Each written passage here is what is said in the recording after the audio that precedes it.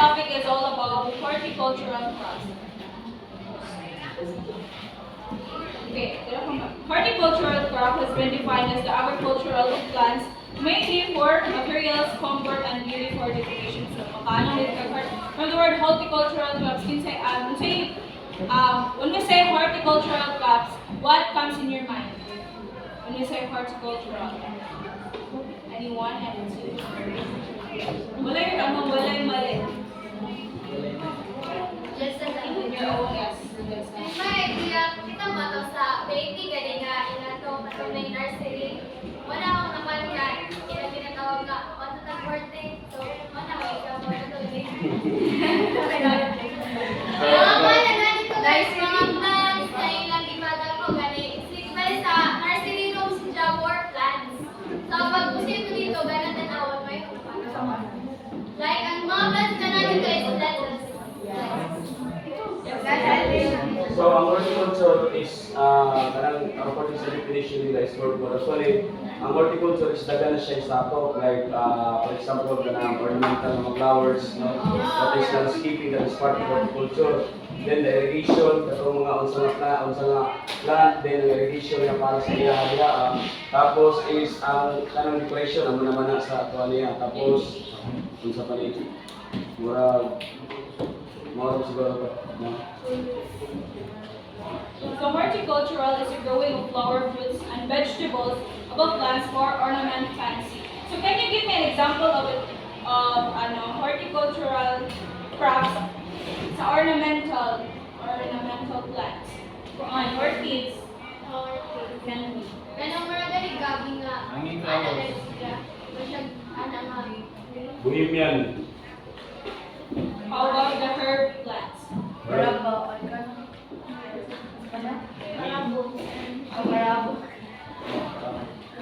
Like basil, mint, or cilantro.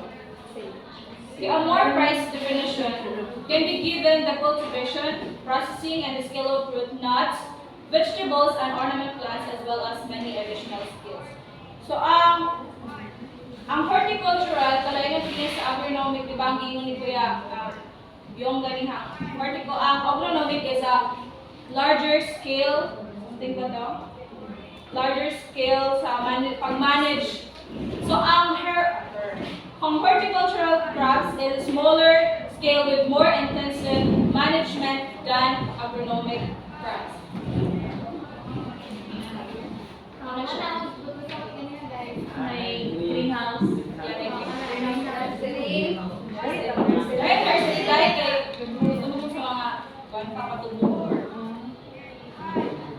Horticultural includes plant conservation, landscape restoration, soil management, landscape and garden design. Ito ni Kuya Ilong. Ang horticulture, ang mga plants or mga crops, pwede siya ma-design, ang landscaping, mana ang horticultural crops.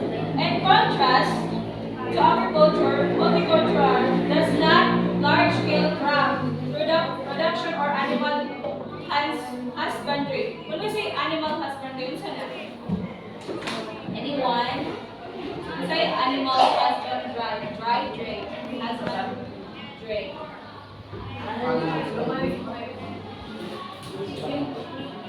Anyone? Do you have any idea what this is? Ang husbandry, based on according to the Google, the branch of agriculture concerned with animals that are raised for meat, fiber, milk, eggs, or other products. Ano siya ang animal husbandry? Kung mag-produce of mga meat, mga ano siya gitawag husbandry? Horticulture is derived from Latin word hortus, mean garden, and cultura, meaning cultivation. So, ano naman siya, understandable naman siya kung saan kasi nagikan ang horticultural word. That would be my Horticulture may be defined as the science and technique of production, processing, and merchandising of fruits, vegetables, flowers, species plantations, medicinal, and aromatic crops. So, ang horticulture is the study and practice on how you to handle crops and how you to kanang pagpatuo, di ba, yung manakas. This not includes fruits and vegetables, but also flowers, species, plantations, medicinal, and aromatic crops. So, kung na-discuss ito kanina. So, horticulture apply knowledge, skill, and technologies to grow and intensively produce plants for human food and non-food uses and for personal or social needs. So, ang mga horticulturists is ilang gamit ilang i-apply ng mga knowledge and skills sa pag-produce sa food and any plant-based para ma-sustain ang pangangailangan both individual and community needs. So, their work involves plant propagation and cultivation with the aim of improving plant growth, yields, quality, nutritional value, and resistance to insects, diseases, and environmental stresses. So, ang mga horticulturists, ang ilang work is para pagpa-improve sa plant growth, pagpataas sa yields of quality, nutritional value of ilang ability to resist sa mga pests like insect, diseases, and any environmental stresses. So, they work as gardeners, growers, therapists, designers, and technical advisors in the food and non-food sectors of horticulture. So, ang mga horticulturists no, is on ilang hinimo no kana sila ang work as gardeners, growers, therapists, designers, and technical. So, when you say technical advisor is he or she is the one who provide expertise in different horticultural areas. So, horticulture primarily differs from agriculture in two ways. So, first, it generally encompasses a smaller scale of cultivation using a small plots of mixed crops rather than large fields of single crops. So,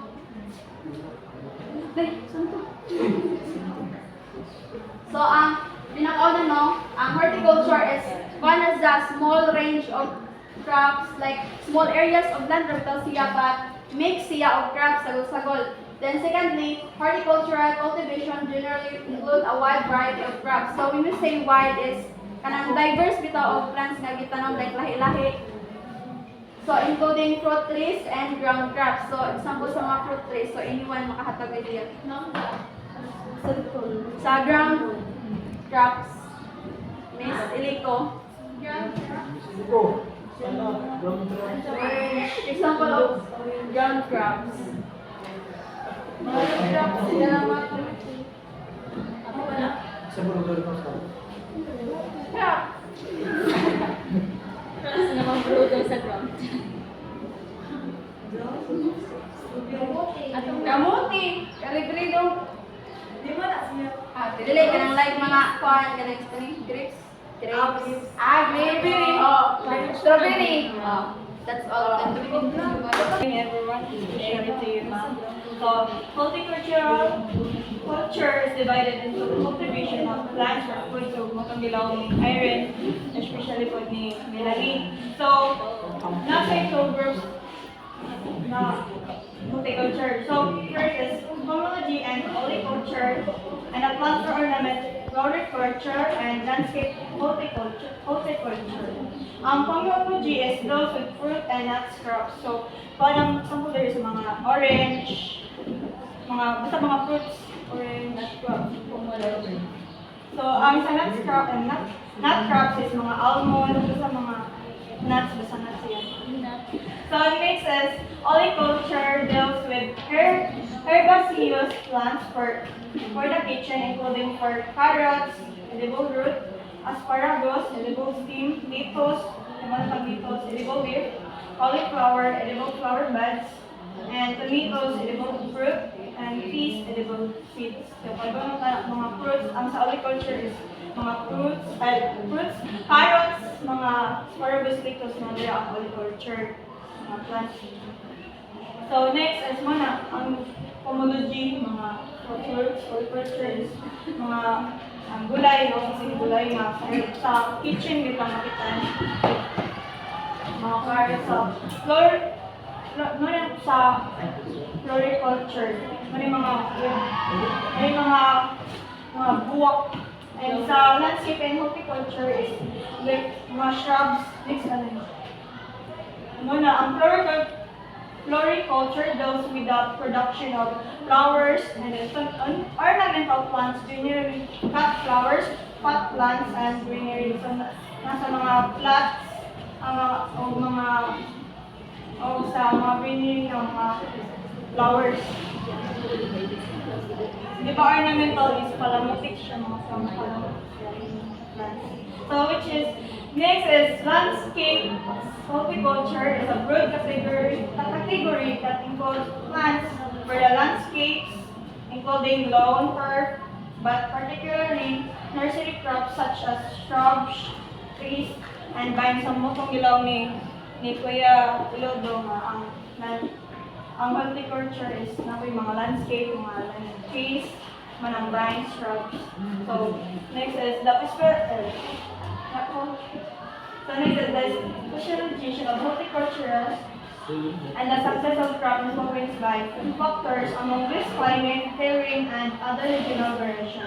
So, ang mga kini is nagamit siya o mga sa imong climate o asa siya tuhog bitaw mga climate. Nagdepende siya sa climate because pagtanom sa imong pagtanom. So, mga